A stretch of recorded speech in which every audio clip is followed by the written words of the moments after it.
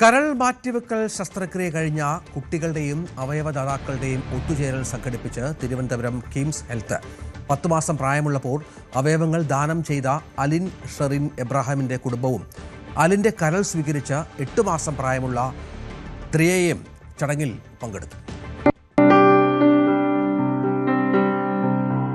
റോഡപകടത്തെ തുടർന്ന് മസ്തിഷ്ക മരണം സംഭവിച്ച പത്തനംതിട്ട മല്ലപ്പള്ളി സ്വദേശികളുടെ മകൾ ആലിൻ ഷെറിൻ എബ്രഹാമിന്റെ മാതാപിതാക്കൾ ആലിന്റെ കരൾ സ്വീകരിച്ച ദ്രിയയെ ആദ്യമായി കണ്ടുമുട്ടിയത് ചടങ്ങിൽ ഹൃദയസ്പർശിയായ നിമിഷമായി മാറി.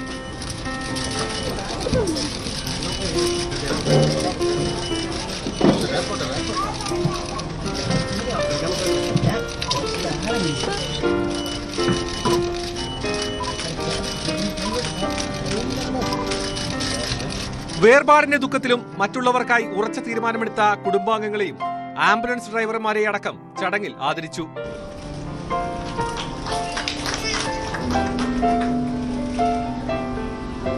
കേരളത്തിലെ അവയവദാന നിരക്ക് ഇപ്പോഴും കുറവാണെന്നും അവയവം സ്വീകരിക്കുന്ന കുട്ടികൾ പൂർണ്ണ ആരോഗ്യത്തോടെ സാധാരണ ജീവിതം നയിക്കുന്നു എന്നും ഡോക്ടർ ഷബീർ അലി പറഞ്ഞു. കഴിഞ്ഞ 2-3 വർഷങ്ങളായിട്ട് വീണ്ടും നമ്മുടെ ഗവൺമെന്റിന്റെ എഫേർട്ടും ഗവൺമെന്റ് തന്നെ ഓണർഷിപ്പ് എടുത്ത് ഇപ്പം എല്ലാ ഡോണറുടെയും ഫാമിലി, അവിടുത്തെ MLA നമ്മുടെ മിനിസ്റ്ററോ നേരിട്ട് അവരെ വിളിക്കുക അല്ലെങ്കിൽ നേരിട്ട് കാണുകയോ ചെയ്യുന്നു, മരണാനന്തര ചടങ്ങുകളിൽ പങ്കെടുക്കുന്നു. അപ്പോൾ ഗവൺമെന്റിന്റെ ഇനീഷ്യേറ്റീവ് ലാസ്റ്റ് കുറച്ച് വർഷങ്ങളായിട്ട് വീണ്ടും നമ്മൾ തിരിച്ചു വരികയാണ്. അതിലേക്ക് അലിൻ ഷെറിന്റെയും ഇപ്പോൾ റീസെന്റ് നടന്ന ഡൊണേഷൻസ് ഡെഫിനറ്റ്ലി അതൊരു ബൂസ്റ്റ് ആയിരിക്കും.